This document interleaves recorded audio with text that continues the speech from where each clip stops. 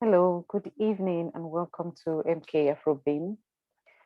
As usual, my name is Antonia Bedell, and I have a co-host here, Mr. Bumi Akirimisi. Hello, Bumi, how are you today? Very fine. I'm okay.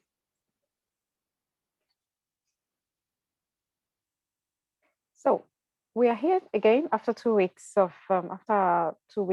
break, and we want to use this opportunity to welcome you all again to this event. We know the lockdown is easing gradually, and it's touching on every one of us. And gradually, we're all getting back into our lives and our daily routines. Just to let you know, we don't have any guests. We don't have any guests in today. So, and as usual, this is live. So just take us as you see us. And this is more of an informative and interaction section. Well, as usual, it is interactive, but it's just for us to let you know that we are here, even though the lockdown is easing, we are all in it together. But we cannot all be in it together if we still don't share some of the information that I know most of you know now, either from the news, either from online media or word of mouth, or information that is sent within the offices or sent or shared in schools. But as this is a social media, we thought it was a good opportunity to also discuss this information, these interactions and these details with ourselves, especially those of us, our Black community. Right. So, first easing of the lockdown, how are we adapting? Mr. Bumi, how are you adapting? Well, one thing we need to say here is that we need to thank God for the easing. That's number one. Then number two, when we entered into the year, it was as if the government didn't have a hold of this thing called COVID. Cases were rising and so many other things. But the game changer, the entrance of the vaccination changed a whole lot of things. And right now, at least if you hear the PM speaking, hear the government officials speaking, they're talking more confidently now anyway. Yeah. And based on that confidence talk, some of the events, some of the environments, they're opening up. So naturally, the earlier anxiety that we had is gradually from what we are seeing based on the events going on, based on events that are happening, then based on, the outdoor things that, we go out and based on, at least, I've been in one or two, what I can call social gatherings lately. Initially, before going, there was a lot of apprehension and anxiety. Mm-hmm. But by the time I got into the environment, you understand, we couldn't be we couldn't be happier, we couldn't be more grateful. It seems government is having control of it, even though it's still a very cautious experience. So it's been challenging and at the same time very, very exciting. Yeah. Nothing can replace face-to-face life. Absolutely. Yes, I agree. I do agree with you. Yes, in the beginning, our governments were all anxious. They were not sure what was going on. But I think gradually they're beginning to take hold of the situation. And yes, we've all been anxious. And I think the anxiety is still there. But we'll talk about that later. But it is much more better, isn't it? And it's a good thing at least you went to a function. And functions are opening now. It is opening, yes, and it is a good experience. Find out that we are all able to go back again. MIG Productions, we're going to be having our event starting up very soon. We're going to be contacting most of our participants soon. A lot of planning are going ahead in the background. So we will not say anything yet about our upcoming event, but as soon as we are sure that we can have enough capacity and the restrictions will be beneficial to everybody, we will let you all know in due course. We've got a guest here, and her name is Apinks Creation. She's Apinks Concept. She's one of our major fashion designers. She's not showing her face yet, but I'm sure you will when you're ready, Maria. Oh, hello. Hello, sis. How you doing? Not too bad. Wow, Yeah. nice to see your face. Nice seeing yours too. Oh dear. Can you just Yeah. briefly introduce yourself? Because I know some people will be out there. I mean, you just need to, you've been behind the scenes a lot. Just say a little bit about yourself before we continue. Yeah, my name is Maria Madilakun. I'm based in Milton Keynes, and I'm a fashion designer. Mhm. And what else? you also deal with you also handle tutorial for sewing sewing lessons, don't you? Yeah, For I train fashion lessons. people. Yeah, I train people how to sew, and during COVID, I was doing some free sewing session to help people mental states. Mhm. And through that, some people actually started their own business. Absolutely. And it gave some people hope that there's still good things to do out there. And sewing is also like a therapy. So when you bury yourself in with all this COVID stuff, you get it off your mind. Yeah, because it's not easy being locked up in the house. You know, it just makes you feel like, how do animals in zoo feel? So yes. And especially when I had COVID, I realized that no, life is really too short. So you just have to touch people's lives. You have to let people feel loved. So which is part of sharing what you know. And knowledge is power. So it is power, but when you share it, is a superpower. So absolutely. and I do train people how to make beads too. I mean, to making of beads, using beads to make bags, making necklaces, anklets, key rings, belts, and so on and so forth. Okay, that's a new one you've just added onto your. That's what I actually used to do before coming to the UK. Yeah, I had a shop back in Africa then. So because I know you are joining the Nigerian community for the Children's Day. Maybe you want to talk briefly about that as well. Yeah, talking about significance of beads. So when you on the Children's Day event on the 28th of this month, isn't it? Sure. Yeah. You're talking about the beads design and all that. Wow. Yeah. That would be nice. I hope definitely I will log my daughter, my son, my daughter, not my son. My daughter, I will try and log her in because she loves making her own beads. And that's nice. That's good. Nice. Wow. Yeah. Welcome. Thank you very much for today. We don't have any guests, the special guests. Okay. We're just talking about COVID and interaction on how we're all feeling about the easing of the lockdown. Yeah. Don't worry. I know you guys are doing other events, but if our fashion show is coming soon, it's not now, but towards the end of the year. You know, we just want to, we don't want 20 people in our fashion show. So that you can sell. People. Yeah. So that you can sell. We need more people. Yeah. So yeah, sure. Towards the end of very soon. I won't tell you. We'll let you know. No problem. So please stay with us, and hopefully we'll have more guests. If not, we'll just take it as it goes. So, no problem. That's fine. Thank you very much for joining us. You're welcome, sis. I'm just going to quickly share my this spreadsheet just to discuss, let you know,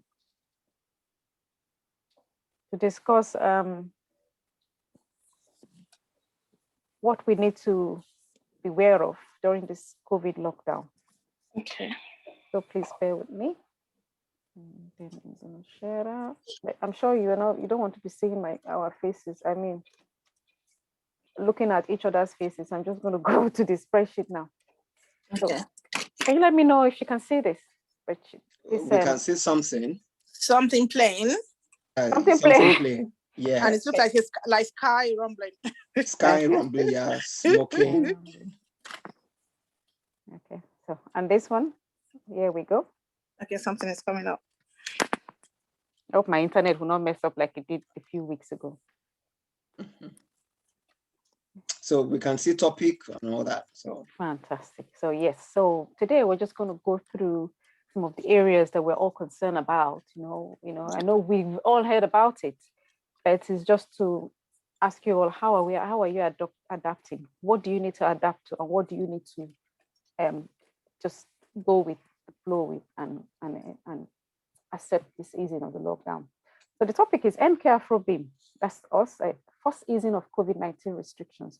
How are we adapting? So the information about masks is the government could change the rules around mask wearing next month, according to Matt Hancock. Though it's been ruled out for the past year, so that you should always they haven't really ruled it out that you can stop putting on the mask or not using it. However, from the 21st of June, people will be responsible. So it's going to be your choice to stop. If you like, you want to put on the mask, or if you like, you don't want to put it on, it's going to be your choice. They're not going to force you, but they might ask you to stop taking it. I think it's going to be our responsibility at the end of the day. I don't think I would like to stop, but I know like some children were saying, oh, in schools, because since the 17th of May, students have stopped, they've told them to stop you. They don't have to use the masks, and university students will also return as well. They've started returning. But some students were telling me that, oh, at school, everybody else didn't have their masks on. So I felt, some kids were telling me I felt uncomfortable. So they have to take it off. So the only problem they're going to be having is, yes, it is our responsibility. But then if you go to so many places, there are like 70 people and you're the only one with the masks on, you feel comfortable still putting that mask on? That is the question. But then in our own head, we are worried that if I don't put this mask on, I might get infected. So, what do we say to that? What do we say to this aspect of, if you like, you put the mask on, if you like, you don't put the mask on? So it is a choice. Yeah. Like a few days ago, I went to someone's place and I was using my mask. On entering the place, there was no one using mask, so I looked like the odd one out. So, though I don't really feel comfortable not wearing my mask because at the moment we are hearing about Indian variants. That's true. And COVID doesn't show on the face. And it's something that's really deadly, especially when you experience it. There's something you can't even joke with. No. So if they don't make it compulsory, I know 99% of people will remove the mask. Especially some people, they want people to see their makeup. Yeah. Some people, they want people to see the beauty. Some people, they just want to show, and some people feel this thing is awkward. That thing is not completely gone. No, it isn't. Yeah, so it's just, we don't know how it goes, but we just have to follow the flow. So yeah, so God will help us. By His grace. But I don't think I want to remove my mask yet. No, I don't think so. No, like you said, if you've experienced it, you will know it's not something to play with. Yeah. But I know, like if you look at, I know we are more liberal, but in China and all those, Singapore and all those other countries, some of them still use masks even after the last flu. I don't know what it was called. Is it bird flu? They had sorry, I'm just gonna let someone in. Yeah, bird flu. They had they're still using their mask even to today. So even though the bird flu had gone, they're still using it. So the mask is something that the government may or may not rule out from June. And even if they do rule it out, it's your choice to put it on. So I'm just going to let Mr. Akerimisi, Mr. Obabumi, share his own screen now, talk to us about another topic. Thank you. All right. Thank you very much, Tonia. Let me just try and, even though at the moment right now, when you go somewhere and you see a whole lot of people not using mask or something like that. Can you see my screen? Yes. Okay, no, right. Yes, now I can. Yeah, we can. Okay, all right. So, and you see a whole lot of people not wearing masks and all that. Naturally, as a person, I don't feel odd. The reason why I don't feel odd is because this mask of a thing started less than a year ago or about a year ago. So it's not something that had been part of our lives for years and things like that. Then with what you said in respect of China, Asia and all that, they've had this, Asian flu and so many things in that part of the world for almost going to a decade now, whether from Asian flu to all this and so many things. So naturally, consciously, for over a decade, that kind of wearing of face mask has been part of them. So they just see it as normal way of life anyway. That even if not COVID today, another thing might develop the next time, or let me say there are so many negative or let me say dirty microorganisms flying all over the place, and for them not to inhale it. Because at least some of my colleagues who are from Asia, China most especially, said they are used to it because of so many, let me say, very dangerous things in the system, just to cover themselves and all that. Yeah, protective. I believe maybe that's just their own thinking. So just briefly talking about the first easing and looking at COVID-19. Sorry, that's supposed to be COVID-19, not COVID-19. Yeah, that's all right. That's supposed to be COVID. I just want to share something very, let me say, interesting for us, so that at least we can quickly have a certain understanding of one or two things that we need to do as easing is coming. Yes. So we need to understand that, first of all, that I believe it's clear enough. I believe we can say this, right? Yes, we can. Yep. Let me just try and see if I can put in it. Yeah, maybe it's better now. Okay, so in UK here, a whole lot of people go on holiday summer, so naturally people will go on holiday. Naturally, Britons, they travel. People in UK, they travel a lot, but these are the countries they travel to. This figure is as recent as 2019. 2020 figures have not been computed, basically because of the general lockdown that we experienced last year. So everywhere, even BBC and all that, these are the figures that they work. So these are the countries they travel to. Spain comes top, France, Italy, US, and Ireland. Those are the places that they go on a regular Definitely, basis. yes. Yeah. So even Germany, I thought Germany was among the top 5, but definitely only to realize that Germany is just among the top 10. Britons go on holiday, they like traveling, they like enjoying themselves and all that. Very important, very, very interesting. But one thing that we need to realize about these travels that we're going to do is that, look at the COVID levels. Look at the COVID levels. Level 4 is the level that is high. And it is advised that we avoid countries that are at this COVID level. And see what we have here. All top 10 countries of holiday destination for Britons are all in level 4. All. Wow. All.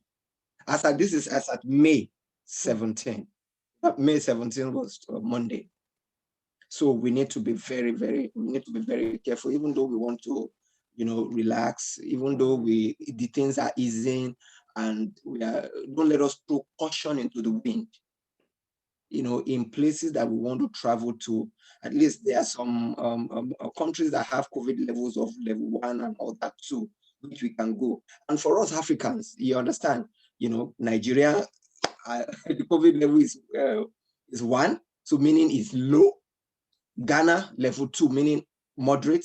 Then South Africa is level 4. South Africa, Egypt, and one other country, let me say that I'm level 4 in Africa. But at least, Nigeria and Ghana, at least it's still a relatively an okay place to travel to. This because as at Monday, May 17. So then Australia and New Zealand. So even if Britons are considering having a holiday, we can, Australia can be a bit far, New Zealand can be a bit far. But if you're thinking about health, it's either you stay indoors and stay in house. You understand? If you don't want to stay in house, look for safer environments. Look for environments that have, reasonable, or let me say, an appreciable level. Level 2 and level 1 is okay. But anything beyond level 2, level 3, level 4, we should try and avoid it as much as possible. And interestingly, see China, where this thing originated for, they are in level 1. So meaning that it's relatively, a safe environment. And Caribbeans, for those of us who are from Caribbean, so the most popular destinations there, Jamaica, Trinidad, Virgin Islands, all in level 4. Wow. So we can only say that Australia, the developed world that are out of, let me say that are level 1, level 2, Australia, New Zealand, and some of the developing countries in Africa, level 1, level 2. Most countries in Europe, in EU countries, most of them, most of them are either level 4 or level 3. So as people in UK, If you are thinking of traveling this summer, if you're thinking of, let us just exercise caution. Let's be careful. So that you won't go, the gains that the government have made, you won't be one of those that will contribute to, bringing down those gains by, getting infected wherever you go to. Yeah. And so these are, let me say, general guidelines that we have for travel. As it is advised by the UK government, we only need to embark on essential journeys. There are some journeys that is not compulsory for you to be physically there. There way you can do virtual, engagement. Is there way you can do, let me say, engagements that are, let me say, that can be technologically enhanced rather than you paying visits, rather than you going, because apart from the protocol, the cost, the expenses, and several other things, and the risk associated with it. So it's only, at least based on, let me say, government regulations or government website, only essential journeys. Essential, meaning that it must be very, very important. Then, as practicable as possible, avoid high risk COVID locations or countries. We've listed some of them there. And based on the source that I share, you can just, take note of that source so that you can just see any country you want to go to, look at that, so you will see the level at which the country is, whether it's level 1 or level 3 or level 4 or level 2, as the case may be. And let's also be mindful that we need to observe, all COVID protocols. Absolutely. COVID protocols, mask of a thing, the regular washing of hands, you understand, much as possible, avoid, touchings here and there, and as much as possible, let's just make sure that, all the necessary protocols, where you don't need to pay cash physically, make use of your contact lens. That let me say, that has been the norm now, but don't let us just let me say, get too relaxed and say, okay, no. And because one of the easiest ways in which COVID passes around is based on money, phones and things like that. Let's just avoid. Let's still observe the protocols. Importantly, let's get a vaccination. Let me say, just as we go along in this program, you will see one or two information that we have about vaccination. So you will know the phase where you are, the group where you belong to. So, but at least vaccination, because I was talking to, as I was talking to Tony, and when we were speaking in the course of the week, preparing for this program, I said, like, I know someone very close to me, like a family, and she even said she hasn't taken her jab, and I said, what? She could then shouldn't be coming from you. You shouldn't, considering the fact that, okay, based on the industry that you are in, well, sometimes we take some of the things, for granted. Don't let us take it for granted. At least there's a safe haven, which is the vaccination. Let's just put in our best to make sure that. We'll talk about vaccination later. We'll talk about vaccination because that is true. Most people don't want to take it.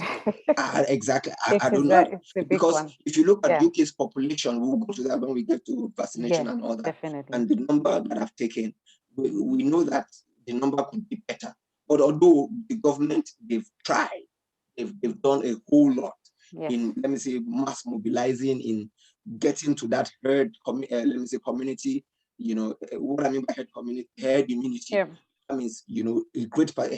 For you to achieve herd immunity, you need an herd immunity of about minimum of 70%. Excellent herd immunity, you need 80 to 85%. We're getting there. The government has really done a lot. By end of July, we should be able to know where we are concerning that. So then we must, the government has said, if you go to the website, COVID website, they keep saying, what we need to exhibit right now is cautious optimism. Mark that expression, cautious.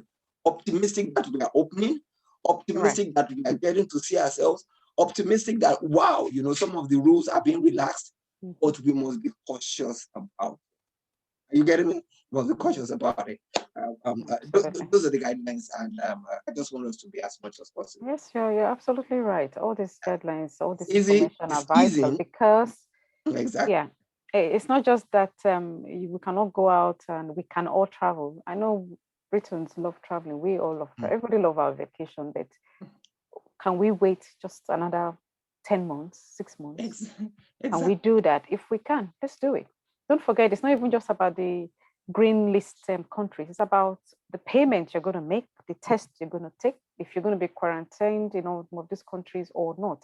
All those aspects, you have to think about it. Is it worth it? Because I've spoken to most of my colleagues. There's some colleague of mine that says every year they're always in the States. But this year I said, look, I'm not going to waste. They're always in the States. They're always traveling to the US.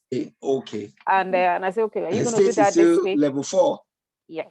Yeah. He said, look, I can't be bothered. It's true. If we cannot be bothered, I mean, they can't be bothered to travel. It's best to stay. Say it's going to go within the country instead of going to the States. Because if he goes to the States, it's not just about paying the ticket. It's about all the protocols.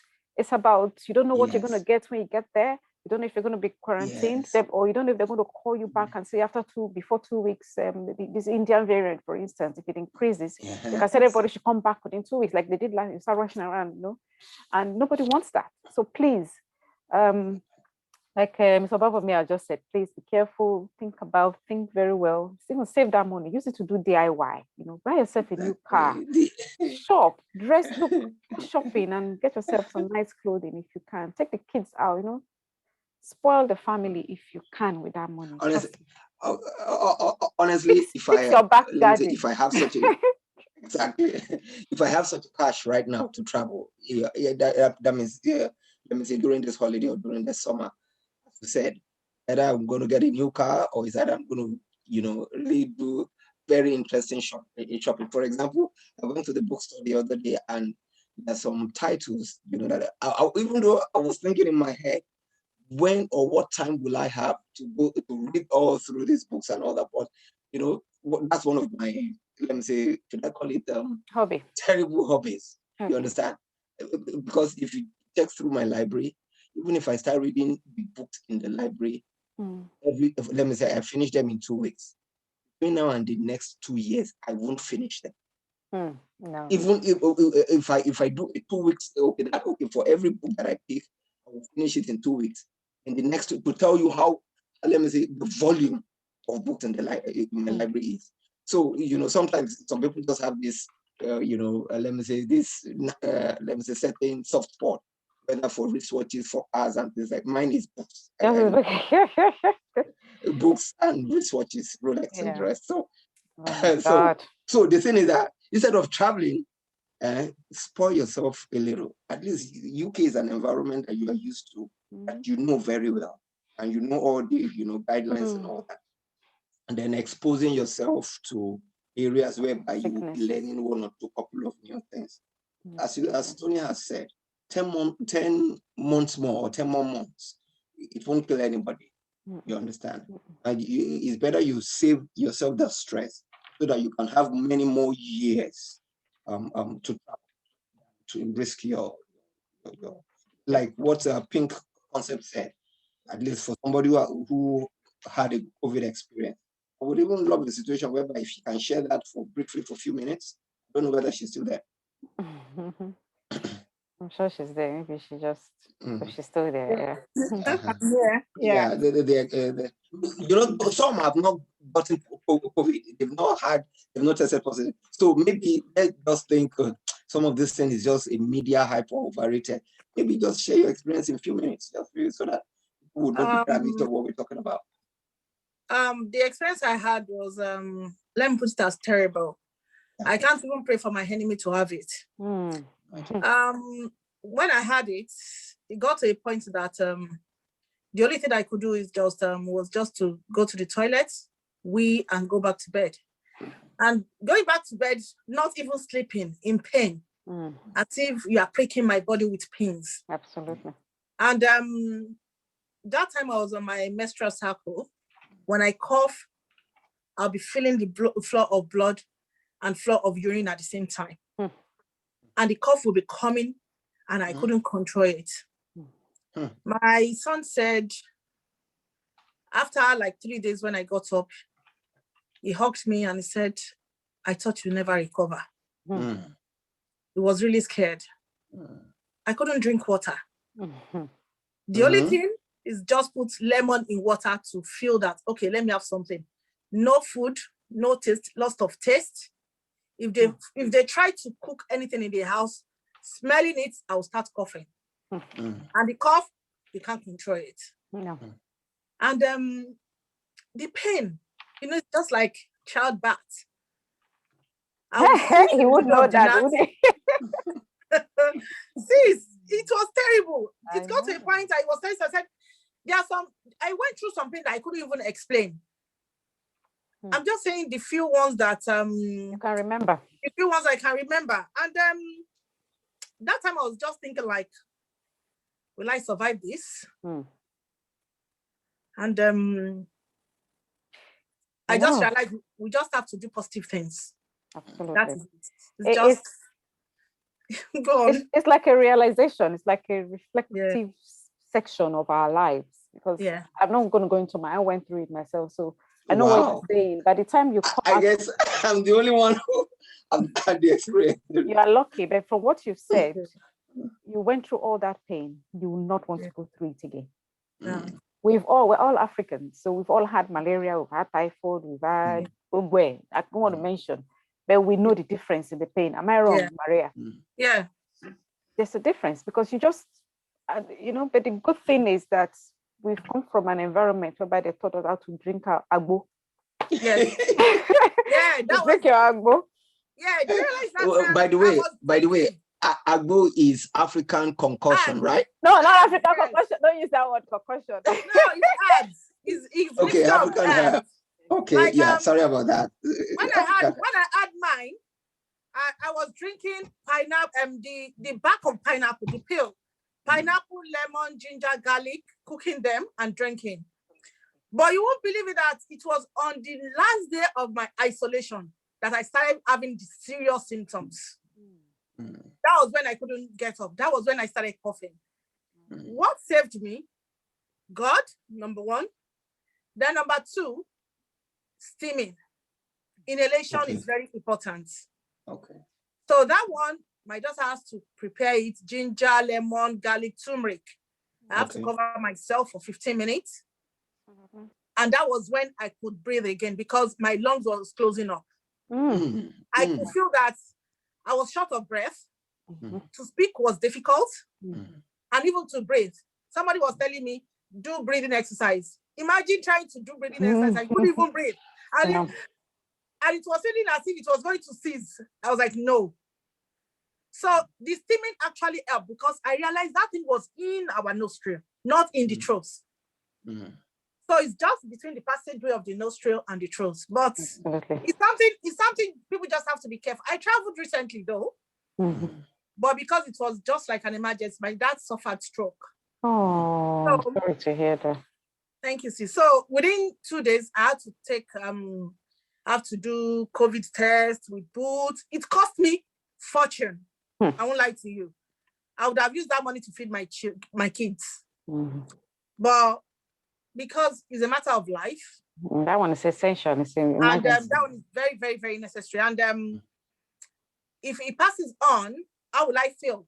So all my aim was I need to see him. But you realize that in my country, there was no COVID there. How do you know? There is COVID, right? There's COVID. Nigeria, right? People are looking at Sorry. me like, Sorry, is it Nigeria? Yes. Nigeria. Yeah, it's rated low. It's level 1. Oh my God. People were looking at me like, is she a monster? What's wrong with her? I was wearing my mask every time. When I think the taxi man wants to put on this, I said, please leave AC. Let me get fresh air. They'll just be looking at me like, where does this come from? I was just using my mask every now and then. And I had my sanitizer with me in my bag. I don't touch anything. I'll be like, I've experienced this thing. No. It's good. And I was feeling unwell because the weather was very hot. So I had very high temperature. There was a day my temperature was high. I was having sore throat. I brought out my lateral flow kits. I started testing myself. Hey, is it COVID? My mom was just saying that. I said, Mom, I went through it. I don't pray it happens again. Absolutely. So it doesn't want to travel. If you don't have any reason to travel, it costs you a lot. Even at the airport, the wait, because they will check so many papers. If you don't have your COVID test from your country, you are not going to board the plane. If you get to Heathrow, they will check that. They will check your locator form. you have to do second day and 8-day test, 220 pounds. Oh dear. See? And you know, going there, both I have to do another 99 pound test before leaving this country. And I have to pay about 50,000 in my country to do another test 7 days. Wow. So if you don't have any reason to travel, don't go anywhere. Don't go. Just let's spend your time with the loved ones here, and Exactly. save us. Yeah, the cost is not worth it at all. No. The costs, the stress, the emotional, this thing. And you're right, because back in Nigeria, most people think there's no COVID. It's there. Yes. Okay? But the only problem is do you believe that some believe that is a government scam? Well, we will know. We'll know very soon. Because a friend of mine who is a doctor said he went home, somebody died, he went to bury the person. And then when he got there, it was like you, was very cautious and all that. And then he caught the COVID. What? And they were saying, it's not COVID, it's not COVID. The man said, doctor, Nini, I'm a doctor. I know. I'm coming from the UK. I know. The guy, what he did was he now told the mother or the family, don't come near me for 2 weeks. In that Nigeria, it was supposed to come back. He stayed 2 weeks until it got better. If it's some other people, they will say, oh, it's just malaria. And if everybody start bringing him food, cleaning him or doing whatever, they will all catch it now. Yes, now. And if you've got elderly parents there or brothers or sisters, they will catch it and they're gone. They've got problem. You know, we have diabetes, we have fibroids, we have a lot of things. You catch it. But because he knew this thing, he agreed that is there. But some people will say, no, there's no COVID. So it is there. Exactly what you did is right. You know, even if you have to go essential, like you've just done, Miriam has just done, be cautious out there. Don't care about what anybody says, because you never know how you can get this thing. So please, so the money, time, energy, it's not worth it.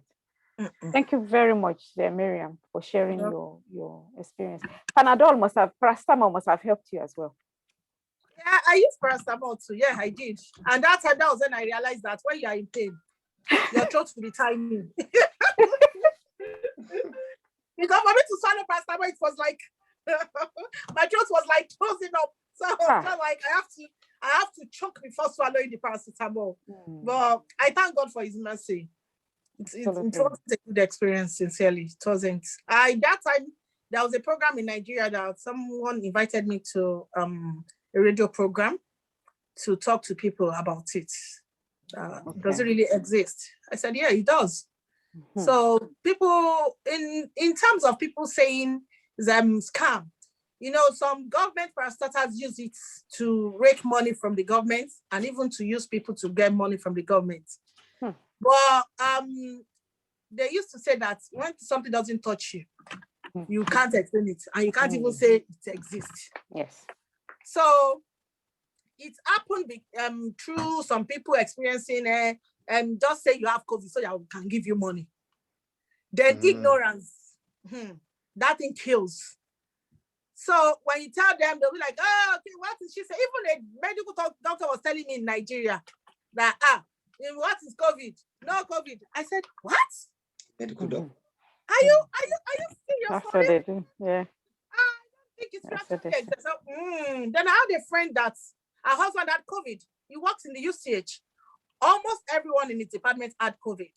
Jesus Christ. Yeah. So it's existing. But because of the weather, the sun is, even if you're a demon, you can't stay in that sun. The sun is something else. I will shower and I'll be sweating. Immediately I get out of the shower.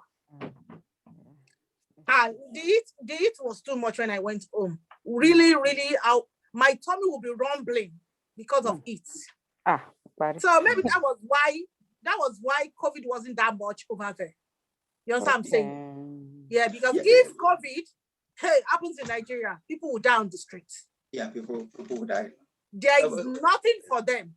The welfare rate is crazy. CNN was trying to did the coverage about 2 months ago now.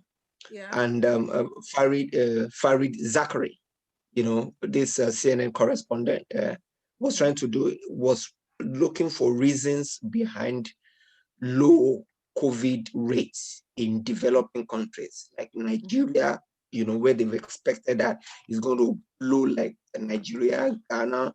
Then 2 months ago, you know, Indian variant and Indian distance hasn't And they were trying to, they listed several reasons, but not absolute anyway. Yes. Those reasons were not absolute. They talked about the heat. They talked about the fact that, most of the environments are, they experience a lot of fresh air. You open windows, you open doors compared to UK environment because of the weather. It's always a close and younger population, high younger population and all that. But even though they said all these things are not really absolute, but they made mention of this word that is actually a miracle for those environments, without high COVID. Absolutely. But Indians got a lot of, it's hot as well. So if Indians variant is much and the environment is very warm, so is it about heat? So it's a lot of questions. It's a lot to cover. So thank you very, very much for that. Thank you very much. Thank you very much. So I'll quickly go on and share my screen again. So we're going to be talking about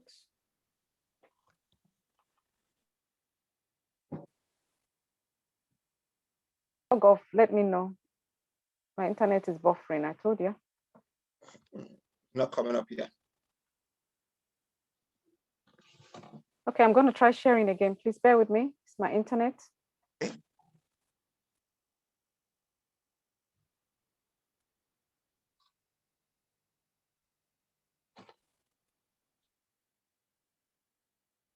My internet, is this still showing?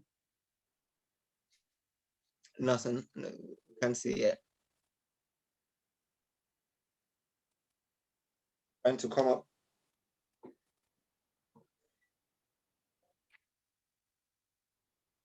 Okay, it's trying to show now. I'm sorry, the internet kicked me off. Hello? Hello? My internet kicked me off, so I don't know what's going on. My apologies, this happened last week. It was every time I try sharing. Okay, it should work now. Yes. Absolutely. Can see.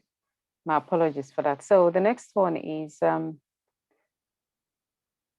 socializing indoor-outdoor. So since the 17th of May 2020, pubs and restaurants are able to serve customers indoors in groups of up to 6, though there will be limited table service. People in England will be able to meet outdoors in groups of 30, including private homes in groups of 6 or 2 households. So you can have close contact with friends and family, and you can hug again. I'm still very cautious with that one. I don't want to hug anybody. Hug me. Just don't hug me. When you see me, oh, don't hug me. Just stay 1 million kilometers. But there's a place I went to some a month ago, and the first thing the people were doing were like, and some people still hug, but hey, that hugging will have to wait. Just give me 3 more months, please. So other recreational venues are cinemas, museums, theaters, concert halls will be allowed to open. So this is why I say we want to be very sure that these concert halls will be able to accommodate the event M&G Productions want to. We don't want 30 people, we don't want 40 people, we want maximum we've always had. So when they're open, we're going to take our time before we go out there. Outdoor is good, the indoor, one has to be extremely careful. So there will be capacity limits on large events, and ours is always large. So and then the next, the final one is weddings. Up to 30 people will be allowed, although dancing will not be allowed. And the cap on the number of mourners attending funerals will be lifted. We don't know how many funerals. Before it used to be 30. I don't know if they've increased the quantity. It's all based on the venue itself. So that is that. So indoor, outdoor, can go to restaurants, go to museums, go to theaters, concert halls, not too bad. So which means if you've got your kids, I know some kids have started going to swimming and going for after school activities and a few other issues, events and after school clubs. So what do you think about that hugging?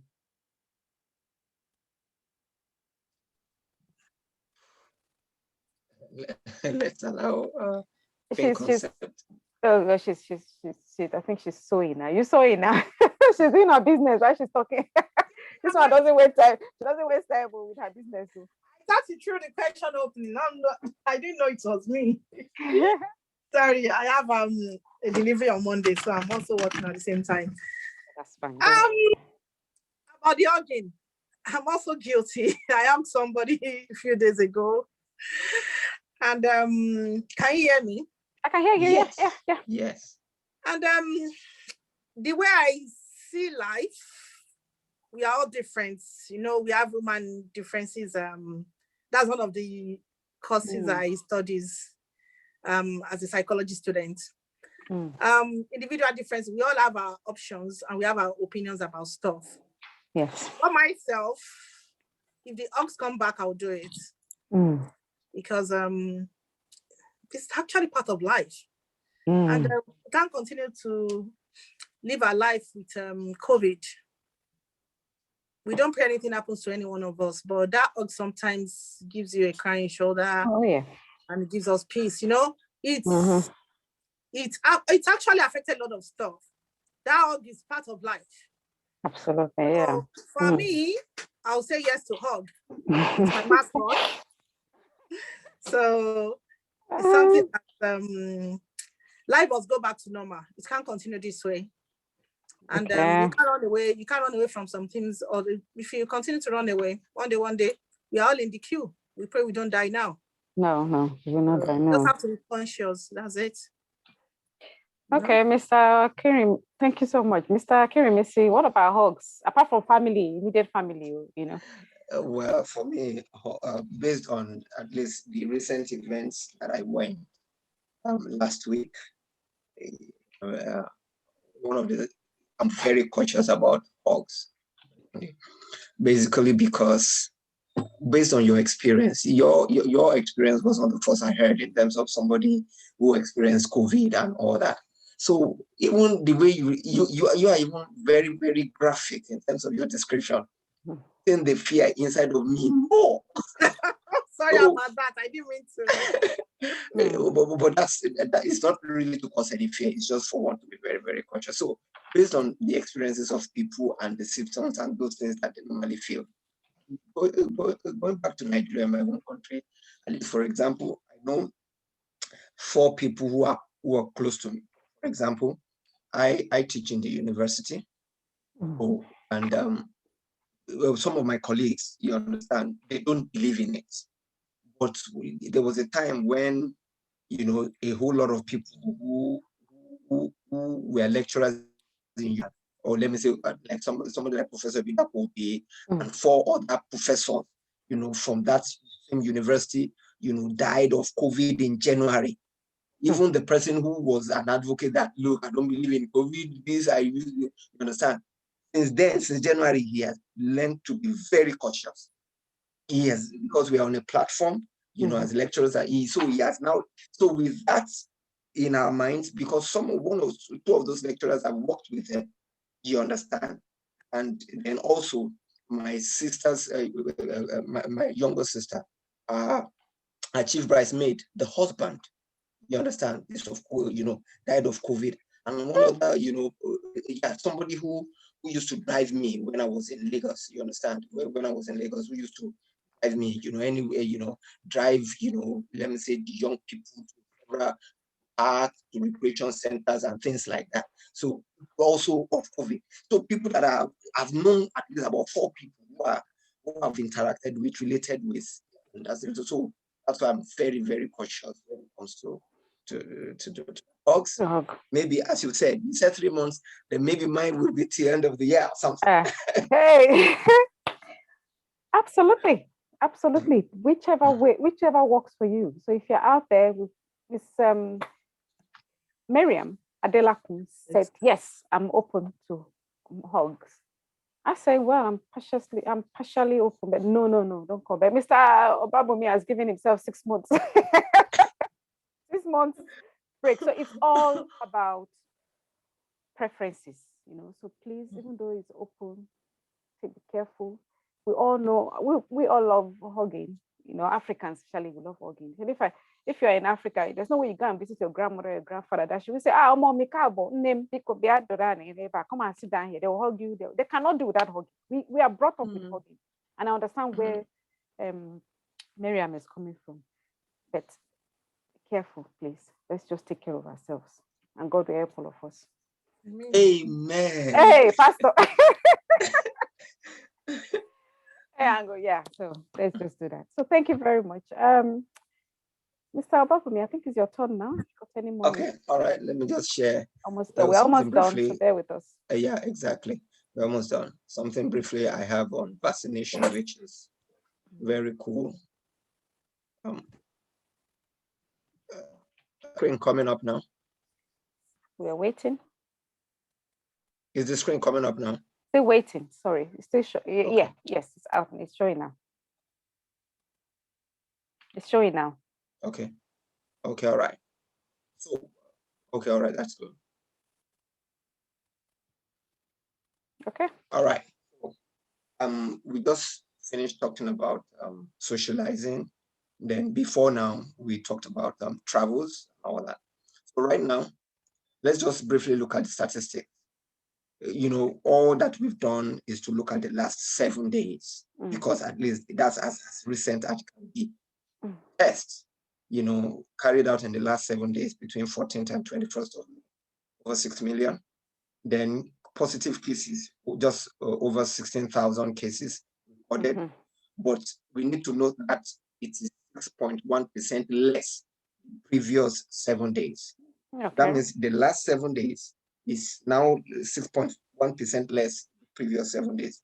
Okay. And when you look at hospital admissions also, hospital admissions, 913 patients, quite a lot, but 9.2% less than the previous 7 days. And deaths in the last 28 days, you understand, that is even the one I'm very glad about, which is 40% less compared to, you know, the previous 7 days. So meaning that the government, they are really making progress. The vaccination is helping us, you know, with lots and lots of progress. And what should I call it? The lockdown, this you know, social distancing protocols, all those things have proven to help us. With the figures that we are recording now, it shows that definitely we are on a good, you know, on a good state, because at least on all the important parameters, the cases, the admission and the deaths, all the parameters, they are getting less and lesser. And this has been in the last 1 month. You know, the essence, I don't want to bore us with the details. That's why I just said, okay, let's just look at the last 7 days. You know, then all right, let's now look at the vaccination.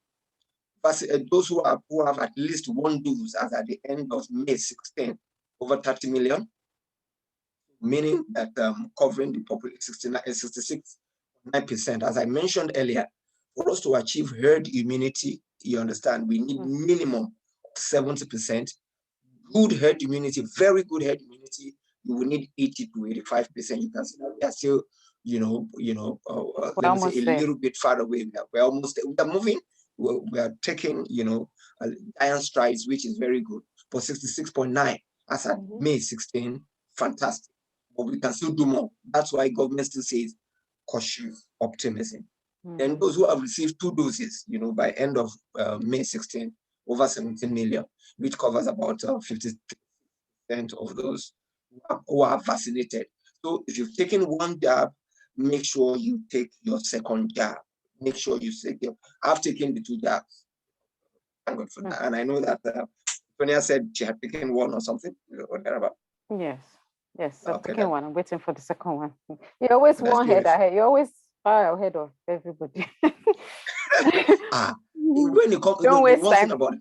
Exactly. When it comes to health, you understand, something that my father taught me very young. You understand that should be your number 1 priority. You understand, because if you're good, if you're well, you understand, you can be sure that you will be able to do the things you want to do.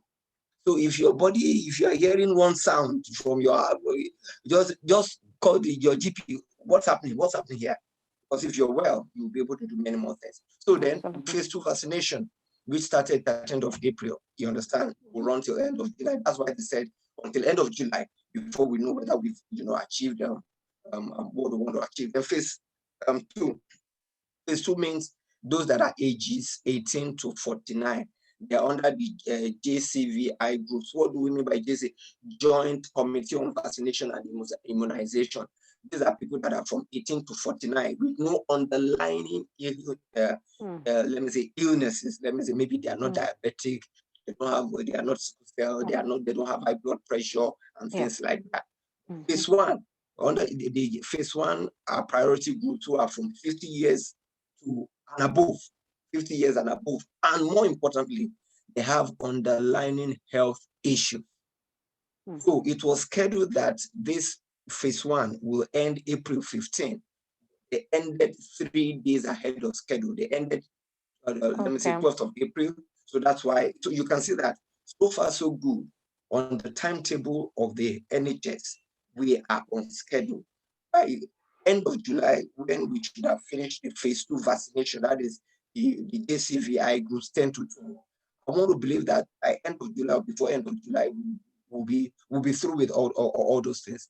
So what I just want to use this opportunity to tell everybody is that please let us take the vaccination seriously and let us do our best to make sure we get our jabs. At least with these jabs, a game changer. The numbers are going down. You understand the positive cases are reducing, the hospital admission are reducing, the death cases are reducing. Even in US too, they are reducing, but that doesn't mean that they've left. You know, you just talk about the US. Last week, Biden told the people to stop using masks, I think, and they it got a lot of backlash. That we voted exactly mask. Now you don't want us to use it. So yeah, everybody's easy. You're right, but not everybody will agree to exactly not yet relax fully. Relaxing. And finally, important advice that we need to take note of. Many public places are open with loud, let me say, large outdoor events. You understand? We just heard about the Brit Awards, that it had about 4,000 in attendance. The FA Cup final just last weekend here. Instead of 10,000 fans, 20,000 fans were allowed in because, Wembley Stadium is far, far bigger than the average stadium in UK anyway. Then in the football stadium, you have, at least they've allowed up to 10,000 fans to assemble. And one thing that they also make sure is that for any fan that is coming in, at least you must have taken minimum of 1 jab, at least 1 jab. So to just, for the protection. Then now, as Tonya has said, the 30 persons, closed door gathering is now allowed. The 2-meter distancing is being considered to come down to 1 meter. The nose mask is also easing in some public places. But this is the important advice. We must observe all COVID protocols. Target dates of June ending, government has said on Thursday, saying that it's still being reviewed. We should not believe that it's cast in stone, meaning that, and from what I've already told us, that they hope to finish phase 2 by end of July. So most likely that full easing might not come in June, but it might be in July. So that at least everybody, phase 1 and phase 2, everybody, at least in the population has been covered. And the guard language, which the NHS, which the COVID website, and which government speak to, is cautious optimism.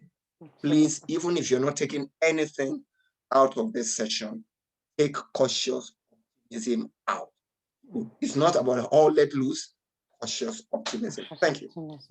Thank you very much. Oh my God, the way you presented this thing, I mean, they should pay you big. Yo, look, oh my God, what is that?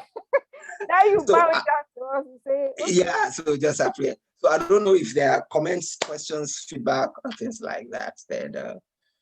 And in the absence of that, so we'll just say, take a bow. That's just how we say thank you. Anyway.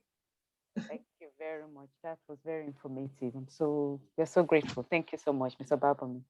And then I will quickly share mine because I know we need to stop soon because of we may start getting tired of seeing our faces now.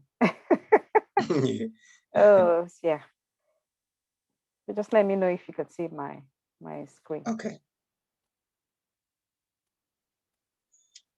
Mine is always taking forever. I don't know what's wrong with my internet and this sharing. I don't know, since 2 weeks now. So let me know if you can see that, please. It's trying to come up. Yeah, it's up. It's up, right? Yeah. It's buffering, so apologies. So I'm just going to go back to where we're at. My system is still buffering. Fiber optic, guys, fiber optic, and I'm having this problem. Do you guys have this problem? You're not on fiber optic. I am. No, not. I'm not. I am, and I'm having this problem. I'm going to go back to the internet provider. So this is about how to deal with anxiety post-lockdown. Look, Miriam had just told us about COVID and how she dealt with being cautious everywhere where you went. Mine was anxiety. I was anxious. I had lows. All my confidence went down. I could not do a lot of things. I could not believe in apart from my studies and work, I consumed myself in work because I was afraid to go out. And it didn't just affect me, it affected my children, you know. We couldn't go, to go out was like, oh, what's this thing is going to affect me? So it affected me even at work. Even now, when I go to the office, I have my wipes. I clean all the chair, all the table. My manager is always looking at me like this. I clean all the table till today because of anxiety. I don't want it. I don't want it. I don't want it. So you now turn to temporal OCD. That's me right now. So a lot of people have got that anxiety, but the question is, how do we deal with it? Now they are lifting up the lockdown. So the options in here is take it slow. Recognize that things and take things one step at a time. Go at your own pace and don't compare yourself with anybody else. So how do you do that? Care for yourself, show yourself compassion like you would do to anybody else. What are they saying? Don't rush things. Don't take decisions in a hurry. Don't think you have to please everybody. Take care of yourself the way you know you can take care of anybody. I mean, think of yourself first. Love everybody else, but like I said, I'm always clean. Not because that table may have that. No, just because I need to be sure that I'm taking care of my health so that I can do my job, take care of my family, and do other things. Also, speak to someone you trust. If you don't feel comfortable speaking to someone you know, you can contact mental health support services such as the NHS, the Samaritans, or Mind. I've worked with Mind before. They're very, very good. And they'll talk to you in confidence and discuss a lot of things with you. So also plan ahead. If you're anxious about taking public transport, you can find another way to travel. If you can't walk, you can go on bicycle. You can go in a time when it's quiet, when everybody else, there's not a lot of people and around you. If that makes you feel comfortable, please do that. Speak to your manager and ask to compress the hours you spend in the office. The good thing is that now most companies, you don't have to be in the office. It's only if it's one of those essential jobs. You don't have to be in the office 5 days a week anymore. They allow you to come in for now 3 days a week, 3 days a week, and then work 2 days from home, some 2 days, or some 1 day, depending on your health. So if you don't feel comfortable, let them know and they will plan with you. Take positive problem-solving approach. So don't be negative.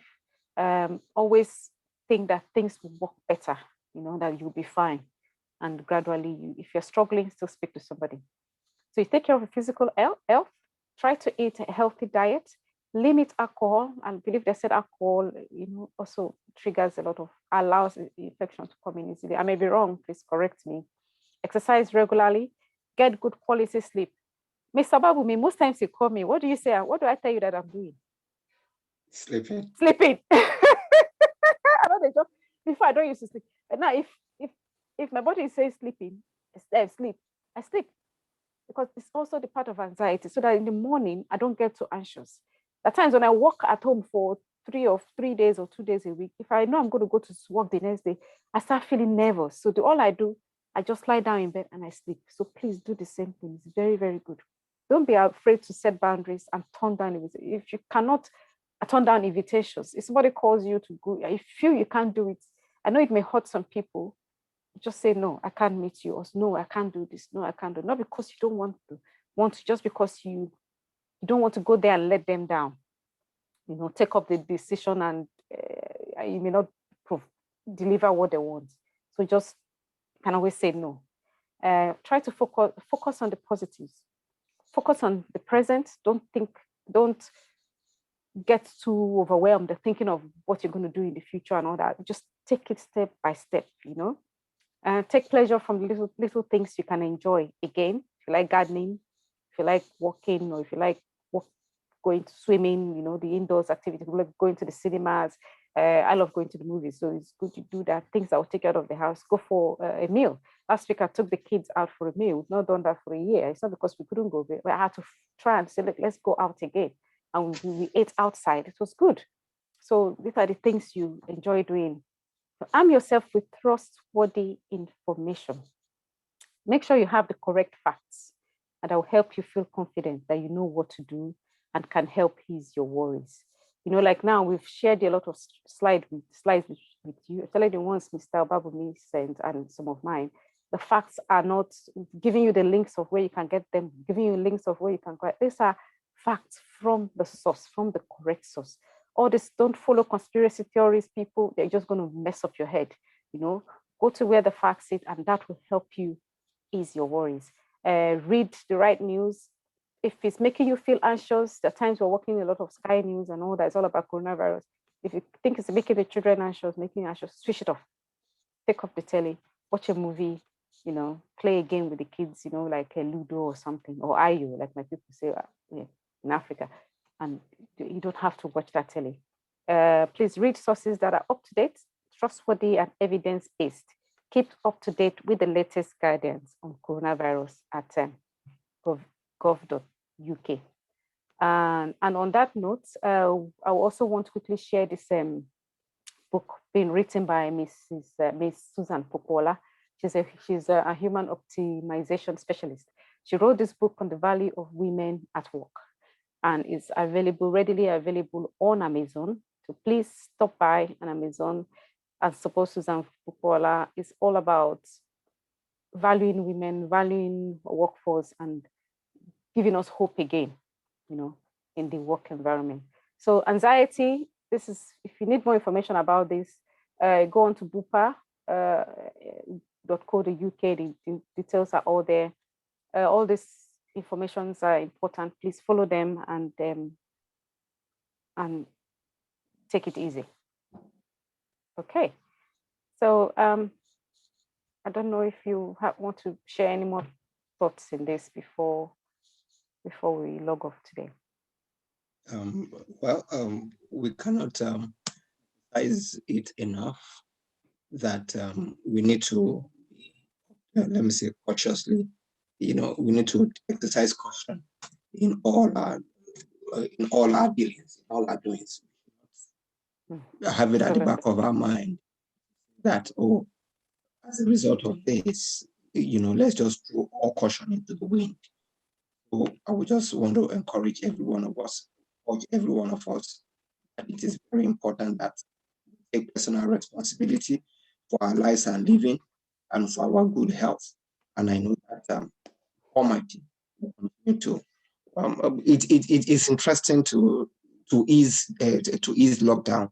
It's even more fun when you get to meet with people face to face. Understand? And it's very engaging, enlightening, relieving. You understand? Having to meet with your loved ones and having, you know, face-to-face interaction with them. But in all these things, let's just make sure we don't throw caution into the wind. Government expression, cautious optimism. What we need to take. Thank you. Thank you very, very much. So with that, we're going to round up. Before I leave, I just want to say something I heard yesterday. My little brother just had twins, and they are 2 boys. Congratulations to your Congo family. Twins in the middle of this COVID. I'm going to say one thing: what God cannot do does not exist. Does not exist. Because they did not expect it, but it came. And I cannot tell you the miracle. It was wonderful. Fantastic. So if you want to keep on making babies, make that. That's good. That's what we want to hear. What I'm interested in is to come and be part of the celebration, even though it's going to be virtual or whatever it's going to be. Africa. It's in Africa. Let them do Zoom now. I've attended 3 weddings, 2 wedding ceremonies virtually, 3 naming ceremony. The first one I had was last year, April or May. I said naming ceremony virtual. We do a lot of this in Nigeria. Everything is virtual now. Hey, everything now, even to do everything now, people are even doing, barbers are doing hair and they are talking as they are cutting your hair on Zoom, analyzing that haircut.